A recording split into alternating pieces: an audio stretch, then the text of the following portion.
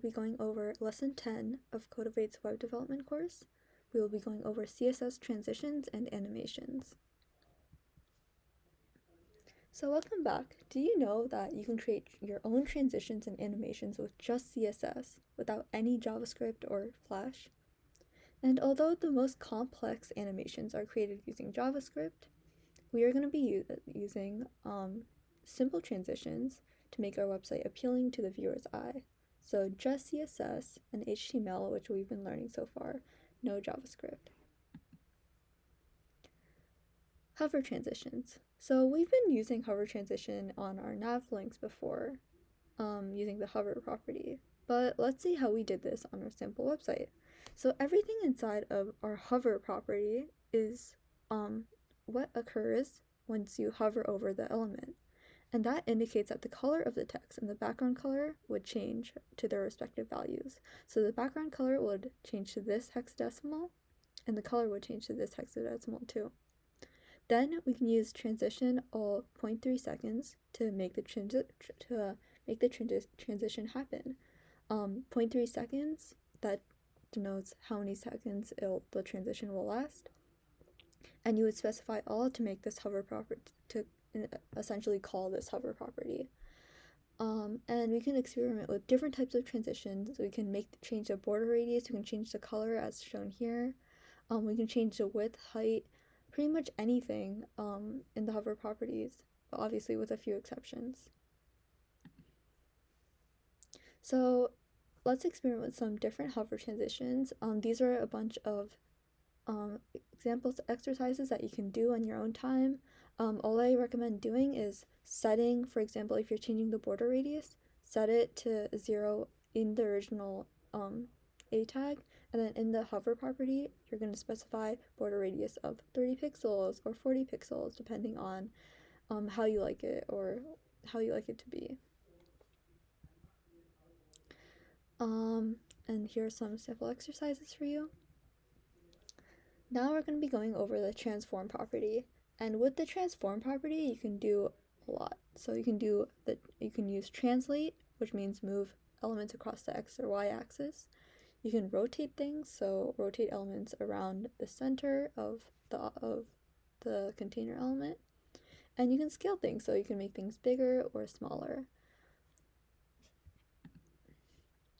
So rotations. With the transform property, you can rotate elements using the origin as the element's origin. So you can rotate it around the center of the element.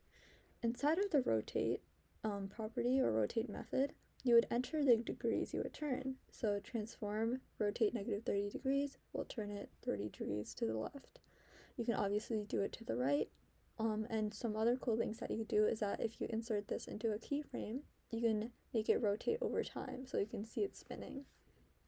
So make sure you write the word degree or DEG as an abbreviation for degree. A common error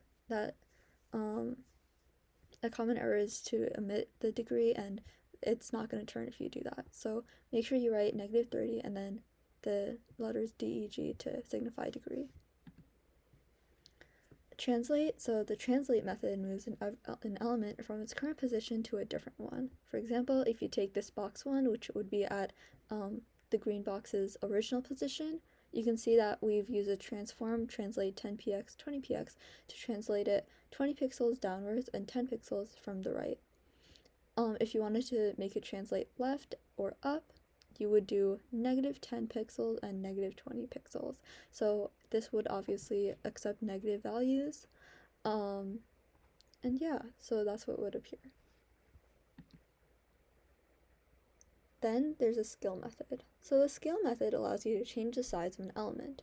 However, this should not be confused with changing the height or width of the element.